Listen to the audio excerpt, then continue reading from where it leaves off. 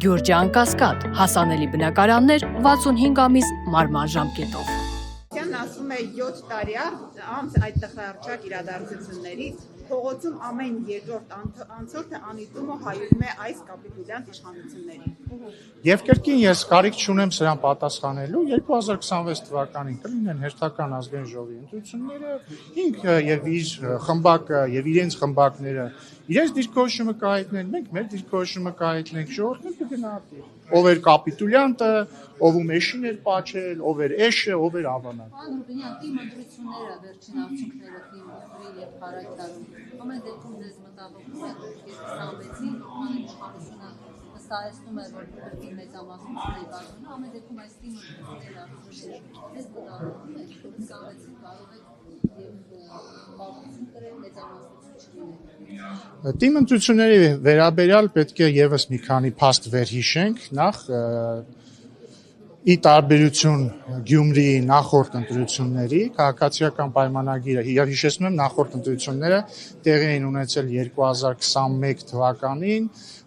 ազգային ժողովի ընտրություններից մի քանի ամիս անց եւ այդ 21 թվականի ընտրություններին քաղաքացիական պայմանագիր կուսակցությունը 20 քանի տոկոս էր հավաքել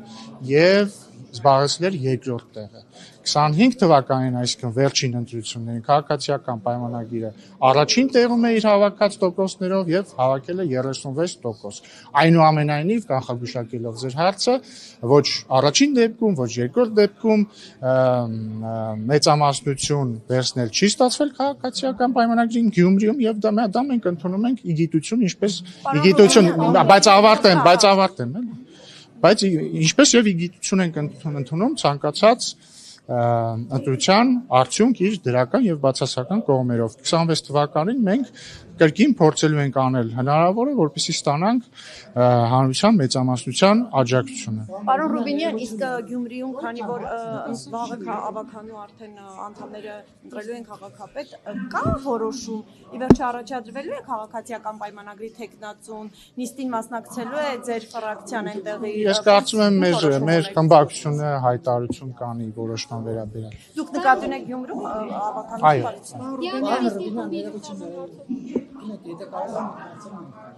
Պարոն Ռուբինյան, դուք ասում եք, որ 26 թվականին մասնակցելու եք ընտրություններին, բայց նախորդ ընտրություններին իշխող ուժը մասնակցեց անվտանգության թեզով, որ անվտանգություն կբերի խաղաղություն կբերի, դա հաջողվել է ձեզ մոտ թե ոչ, եւ այս անգամ ինչպես եք, ինչ թեզով եք մասնակցելու, որովհետեւ ըստ էության գուցե համաձայնեք, որ խաղաղություն չեք կարողացել դեռ լիարժեք։ Դե ինքներդ լավ է, որ վերջում նշեցիք լիարժեք բառը, որովհետեւ ամեն դեպքում պետք է ֆիքսել, որ վերջին տարին իհարկե որոշ բացառություններով, բայց խաղաղ տարիներից մեկն է եղել առնվազն գետնի վրա։ Իհարկե եղել են վերջին օրերին էլ տեսել եք եղել են որոշ իրադարձություններ, բայց ընդհանուր առմամբ կարելի ասել ամեն հանգիստ տարիներից մեկն է եղել։ Նաև որոշակի առաջընթաց է գրանցվել խաղաղության գործընթացում, համաձայնեցվել է խաղաղության համաձայնագրի տեքստը եւ անում ենք ամեն ինչ, որպեսզի օր առաջ այն ստորագրվի։ Ինչն է լինելու ընտրություններում մեր թեզը բնականաբար միայն մի թեզ չէ, որ լինելու է կյանքի տարբեր ոլորտներին է վերաբերվելու, բայց մենք շարունակելու ենք իրական Հայաստանի գաղափարախոսության շրջանակներում շարժվել առաջ եւ առաջարկել մեր քաղաքացիներին այն լուծումները, որոնք մենք տեսնում ենք։ Փաշինյանի անվստահություն կա հասարակության մոտ, գնահատում եմ, որ Փաշինյանի որևէ խոստում կյանքի չի կոչվել։ Սիրելի գործընկերներ, դա ձեր գնահատականն է։ Ես նույն կերպ հիշում եմ, ոնց էր 2021 թվականից, ոնց էին ձեզնից բոլորը նորից նույն հարցերը տալիս, պնդում, որ քաղաքացիական պայմանագիրը եւ վարչապետը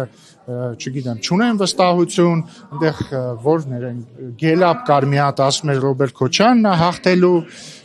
բայց 2021 թվականի ընտրությունները ցույց տվեցին ժողովուրդը ինչ է իրոք մտածում։ Հիմա 2026 թվականին նույնպես ընտրությունները ցույց կտան, թե ժողովուրդը ինչ է մտածում։ Ճանաչվել է Ադրբեջանի կազմում։ Ձեր բոլոր հարցերին իմ պատասխանը հետեւյալն է 2026 թվականին ժողովուրդը ցույց կտա, թե ինքը ինչ է մտածում, ինչ է ուզում։ Կացաբերդում չէ։ հսկողական պատգամավորներ կան, մեկ օր այս գրակոչների ցայնի տակ քնել։ Տեսնենք այդ խաղաղությունը իրենց ձեռք է տալիս ուրեկանը, ընդհանրապես այս պայմանները։ Ես այդ հարցը չլսեցի ուղղակի։ Իրենք ասում են, որ հսկողական պատգամավորները բան այս գրակոչների տակ ապրեն, տեսնենք խաղաղության մեջ կարող են ապրել։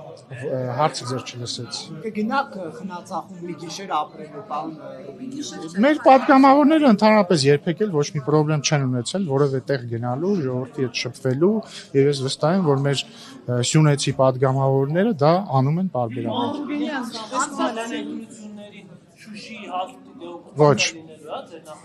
Ոչ։ Սերժ Սարգսյանը խոսել է նաև խաղաղության համաձայնագրի մասին, ասել, որ դա մոլորեցնող է եւ միակողմանի, խոսելով նաև բանակցային գործընթացի մասին հնարավորություն տեսնում է դա վերադարձնել միջազգայինորական բանակցությունից փոխելու եւ նաև այսպեսի ձևակերպում արել, որ համարժեք իրավական դեմոկրատիայի արժանանան վարչապետի գործողությունները։ Դժվար է մեկնաբանել այս անիմաստ հայտարարությունները, պետք է ասել հետևյալը, ես ձեզ բոլորիդ ուզում եմ հիշեցնել, որ 2023 թվականի, եթե չեմ սխալվում, օգոստոսն էր կամ սեպտեմբերի սկիզբն էր, Սերժ Սարգսյանի եւ Ռոբերտ Քոչարյանի ուղիղ հովանավորության տակ գտնվող ուժերը եւ Դաշնակցության Լեռնային Ղարաբաղում իրականացրեցին իշխանափոխություն, Արայք Հարությունյանը հրաժարական տվեց, իրենց ուժերը ընտրեցին պարոն Շահրամանյանին։ Այդ նույն օրերին, այսօրվա պես ես հիշում եմ, Ազատության հրապարակում անցկացնում էին հանրահավաք, որտեղ լրագրողները, եթե չեմ սխալվում, նույնիսկ Նարեկներ կարող է, բայց վստահ չեմ, կամ Փայլակներ։ Մոտեցան Ռոբերտ Քոչարյանին եւ Սերժ Սարգսյանին, հարցրեցին, ինչպես է գնահատում իրադարձությունները Ստեփանակերտում, ասեցին շատ լավ, ուրախ ենք, հույս ունենք, որ նույնը տեղի կունենա Հայաստանում։ Դրանից օրեր անց կամ շաբաթներ անց Լեռնային Ղարաբաղը հայաթափվեց։ Այս մարդկանց եւ Ռոբերտ Քոչարյանի եւ Սերժ Սարգսյանի ամբողջ քաղաքական հետագիծը սկսած 1998 թվականից նվիրված է հետեւյալ ֆորմուլային։ Այդ ֆորմուլան կայանում է հետեւյալում. դրոշակ դարձնել Լեռնային Ղարաբաղը, դա օգտագործել Հայաստանում իշխանություն զավթելու համար, իդեպ, երբ որ ասում են իշխանազավթումը կիրառելի է միայն Ռոբերտ Քոչարյանի եւ Սերժ Սարգսյանի բոլոր տարիներին, որովհետեւ այդ մարդիկ մեկ անգամ իրենց կյանքում ընտրություն հաղթած չկան։ Զավթել իշխանություն, հես այդ հարցը կպատասխան։ Զավթել իշխանությունը այդ պատրվակով, կեղեքել, հարստահարել, թալանել Հայաստանի ժողովրդին, ու այս է իրանց կյանքը, իրանք ուրիշ քաղաքականություն չունեն։ Իրանք թքած ունեն թե Հայաստանի ինքնիշխանության վրա, թե ժողովրդավարության վրա, եթե հարցնեք որտեղից էին պնդումը, որովհետև Սերժ Սարգսյանը մի մարդ է, որը 2018 թվականին ասում է Նիկոլ Փաշինյանը ճիշտ էր, ես սխալվեցի, 2025 թվականին ասում է իշխանազավթում է տեղի ունեցել։ Մի հարց տամ, էլի, եթե ինքը ասում է, որ հայ ժողովուրդը սխալվեց, մեծ հաշվով դա էր ասում երևի Սերժ Սարգսյանը, չէ՞ որ մոլորեցին հայ ժողովրդին։ Լավ, ենթադրենք, իսկ տրամաբանությամբ մոլորեցին։ Հետևաբար ինչու է 2018 թվականին տեղի ունեցած իշխանազավթում։ Ով է ումից զավթել իշխանությունը, ոնց ինչ մեխանիզմով, դու պատասխանիր։ Ասում եք ընտրություններում հաղթած չկան, բայց պատերազմներում էլ պարտված չկան։ Որ իշխանության ժամանակ են ավելի շատ կորուստներ ունեցել։ Սերժ Սարգսյանի, Քոչարյանի թե ձեր իշխանության ժամանակ։ Սերժ Սարգսյանը եւ Ռոբերտ Քոչարյանը իմ նկարագրած հետագծի բերումով մեծագույն դերակատարություն եւ մեղք ունեն Լեռնային Ղարաբաղի հայաթափման հարցում եւ դրա վերջին արարը այն էլ ինչ ես նկարագրեցի, երբ որ իրենք Լեռնային Ղարաբաղում իրականացրեցին իշխանափոխություն եւ դրանից շաբաթներ կամ օրեր անց Լեռնային Ղարաբաղը հայաթափվեց։